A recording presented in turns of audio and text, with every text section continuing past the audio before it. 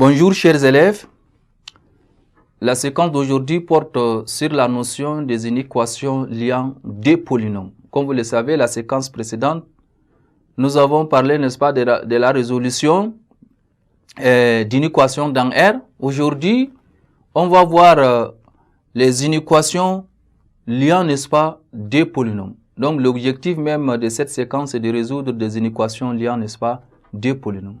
Chers élèves, j'aimerais à ce que chacun de vous va avoir, n'est-ce pas, son stylo et un cahier afin de bien prendre note. Donc, j'aimerais à ce que vous allez également rester attentifs. On va commencer avec la méthode de résolution d'une inéquation liant deux polynômes.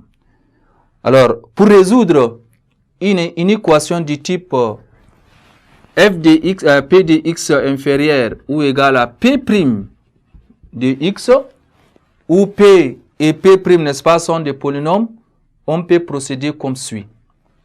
Je dis encore, pour résoudre une telle inéquation, avec p et p' sont des polynômes, on peut procéder comme suit. Donc, vous allez prendre note.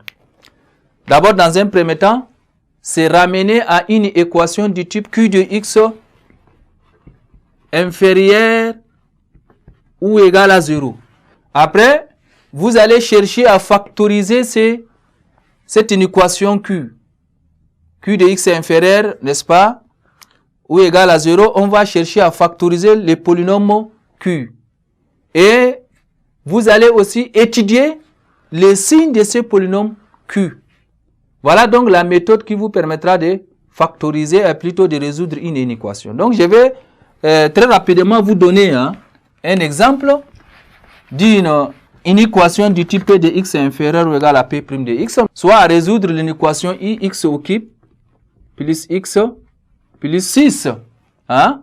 Inférieur, strictement inférieur ou bien inférieur ou égal. On va prendre inférieur ou égal parce qu'on a parlé tout à l'heure. Inférieur ou égal à quoi? Inférieur ou égal à d en facteur de 8 moins x moins 3x au carré. On vous demande de résoudre cette inéquation. Alors vous, qu'est-ce que vous allez faire? D'abord, dans un premier temps, comme on a dit pour la résolution, n'est-ce pas, des équations liant deux polynômes, on va faire la même chose pour la résolution d'une équation liant, n'est-ce pas, deux polynômes.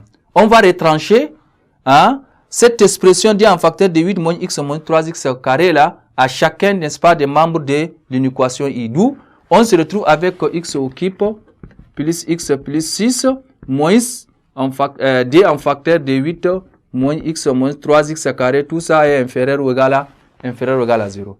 Alors, après développement, nous aurons moins x, plutôt x au cube, plus 6x au carré, plus 3x, moins 10 inférieur ou égal à 0. Regardez, quand vous développez, c'est-à-dire quand vous faites entrer votre moins d là, on va se retrouver avec x au cube plus 6x carré, plus 3x moins 10 inférieur ou égal à 0. Et c'est ça qui représente notre q de x, le polynôme q de x.